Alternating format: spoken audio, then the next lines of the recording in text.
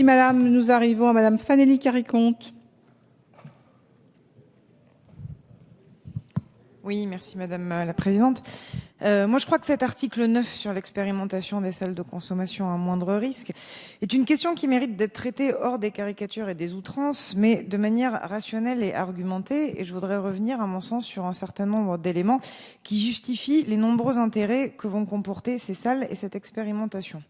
D'abord, je voudrais revenir sur une question de vocabulaire. Ça a été dit à plusieurs reprises, mais c'est pour moi extrêmement important. En effet, nous parlons de salles de consommation à moindre risque et non pas de salles de shoot.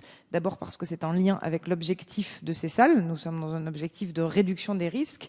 Et ensuite parce que c'est une question de dignité des personnes concernées et auxquelles on s'adresse. Donc je souhaitais rappeler cette question de vocabulaire.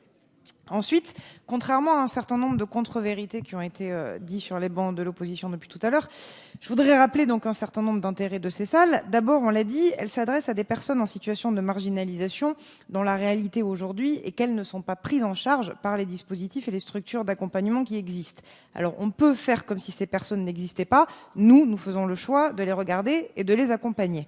Pour ces personnes qui, par exemple, ne se rendraient pas dans des structures comme les CARUD ou même dans les hôpitaux, les salles de consommation à moindre risque sont une manière de sortir ces usagers de la spirale de l'exclusion et de la rue et de les mettre en relation avec des travailleurs sociaux et du personnel médical. Et on est bien dans une logique de prévention et de santé publique. Et que vous le vouliez ou non, on a aujourd'hui un certain nombre d'exemples internationaux qui attestent ces éléments-là.